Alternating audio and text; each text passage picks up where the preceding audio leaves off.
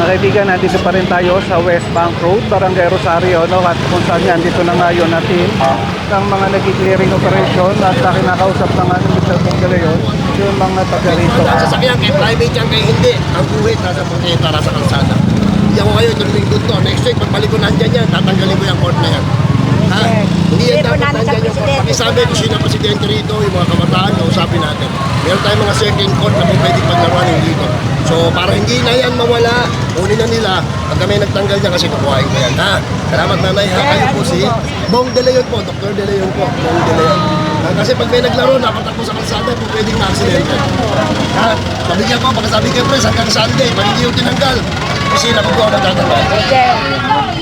Mga kaibigan, ito na nga yun na sinasabi ni Mr. Bong De Leon, itong court dito, ay ito'y kalsada talaga, kung mapapansin nyo, pero nagiging laruan na nga ng mga bata at delikado rin para sa kanilang mga kaligtasan dahil ito'y daanan ng mga sasakyan.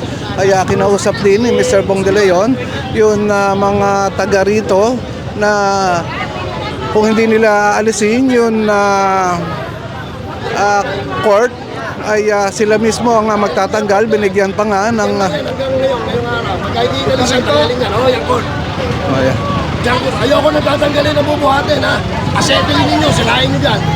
ayun, no, mga kaibigan, at ayun nga, nagbigay nga ng warning o babala si Mr. Bong De Leon kaugnay doon sa court na nakita nga natin.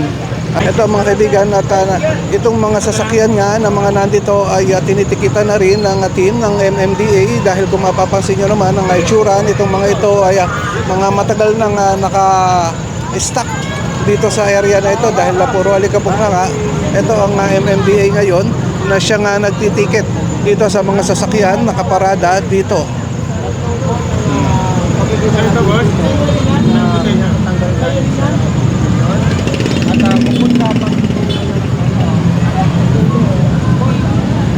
Ayan, no, at makikita natin talaga yun sinasagawang clearing operation dito sa West Bank Road, Barangay Rosario. Nakakasakop dito, napansin nga ng mga team itong mga obstruction ng mga nakaparadang tricycle at mga kotse dito sa lugar at kanila nang mga tinitikitan.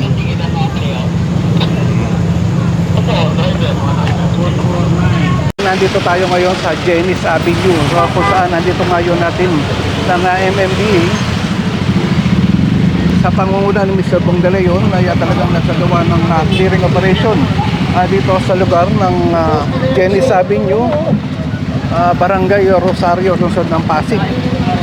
Ayan, at ngayon kaya pinapansin na ni Mr. Bong De Leon yung mga obstruction na kanyang mga nakikita dito mismo sa talipapa.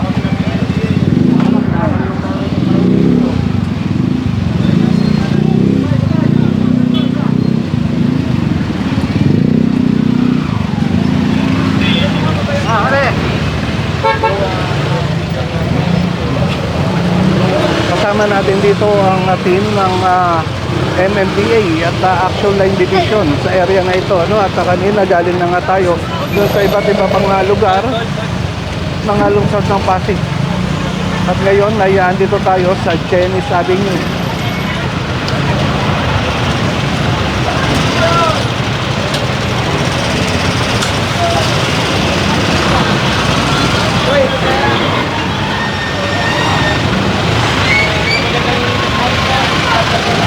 Yan na ako.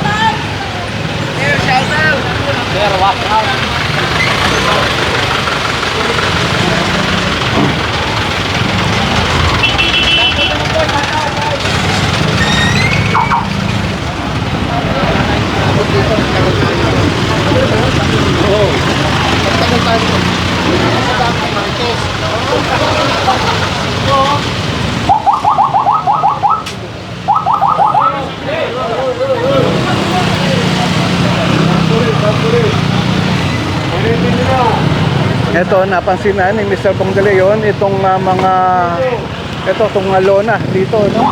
Na ito yan, naka-obstruction nga dito sa area at pinag-uutos na nga, natanggalin na nga.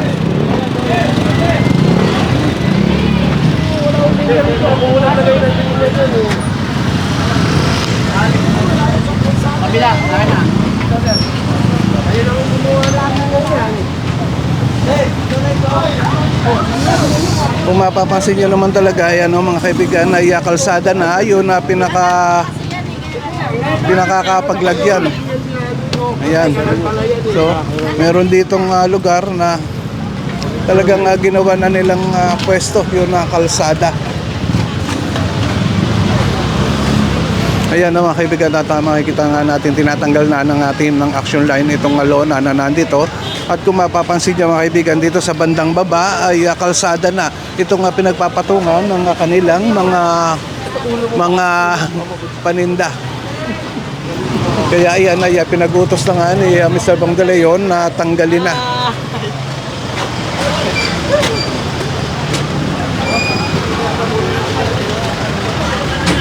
Sunod lang tayo kay Mr. Bong De Leon at ito sa banda rito ay meron siyang napansin naman na isang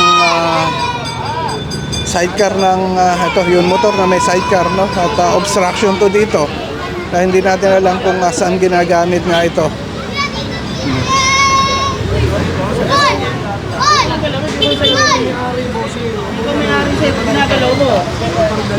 Ito ano at tingnan natin kung ito kukumpiskahin nga o titikitan dahil ito isang motor na may sidecar.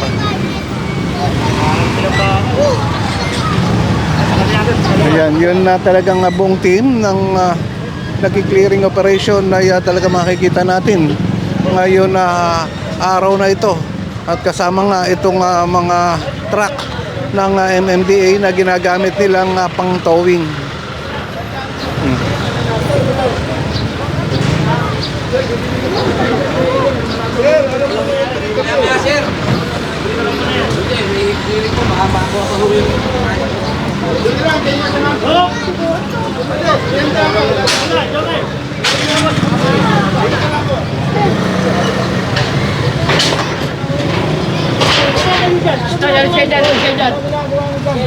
Ayun, hanggang doon sa banda dyan, yun, yung mga law na talagang tinatanggal na ng team ng Action Line Division. Ito at tingnan natin kung itong isang motor na may sidecar nga dito ay kukumpiskahin na nga nila.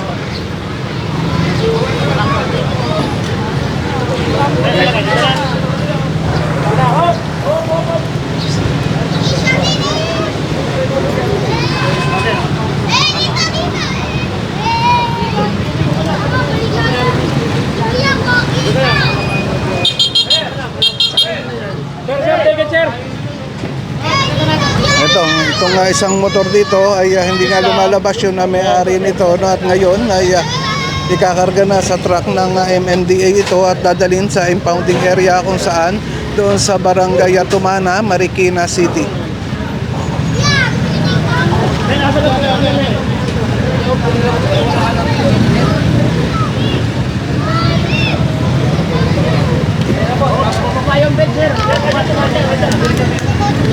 Ulit ko mga kaibigan, nandito tayo ngayon sa kahabaan ng Jenny's Avenue, Barangay Rosario, lungsod ng Pasig.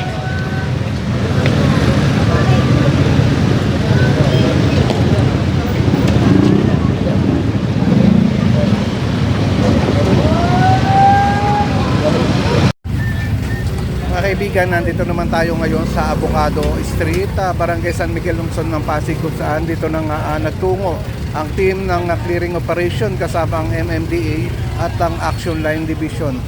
Sa ngayon nakita nga at nadaanan ng mga team itong mga nagtitinda dito ng mga street food. At ngayon ay kinukumpiska nga yun na pinaka-patungan nila, ano, yun na ayan, yung kalan ay kinumpiska na at dadalhin yan doon sa impounding area ng Action Line Division. Ito pa ang isang motor na may sidecar, ganun din ano, at ang paninda nito ay yun mga pizza at tinatanggal yung laman para naman mapakinabangan pa nung nagtitinda. Pero itong sasakyan o motor na may sidecar na ito ay kanilang kukumpiskahin at dadalhin din sa impounding area. Ayan. Mga kaibigan, nakakaawa man na isipin, pero talagang ganon dahil ito nasa sa batas na bawal nga magtinda sa kalsada. Kung mapapansin nyo naman talagang sa kalsada sila nagtitinda. Ito yun ay pinatutupad na clearing operation dito sa lungsod ng Pasig. At yun iba sa mga tricycle at motor na nakaparada dito ay tinitikitan na nga ng MMDA.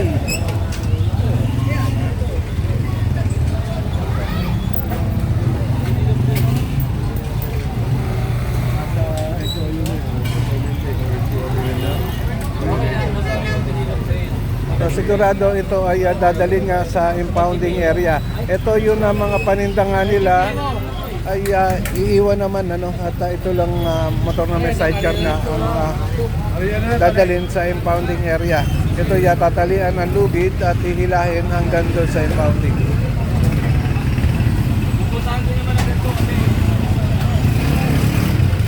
Hanggang dito sa banda dito ay mga kaibigan, nandyan pa rin ang team ng nagki-clearing operation, MMDA Action Line na nagtitikit nga sila doon sa mga nakikita nilang mga naka-illegal park.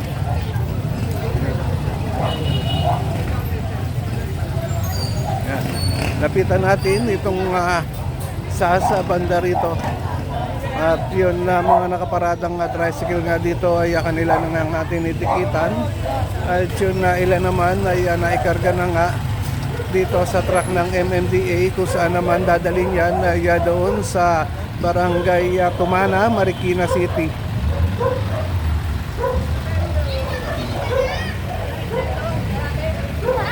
So, tuloy-tuloy na nagsasagawa nga ng clearing operation dito sa lungsod ng Pasig ang MMDA, katuwang ang action line. At kanina pa nga tayo kasama nitong mga team na ito at inumpisahan nga puntahan ang barangay May Bunga, partikular doon sa West Bank Road.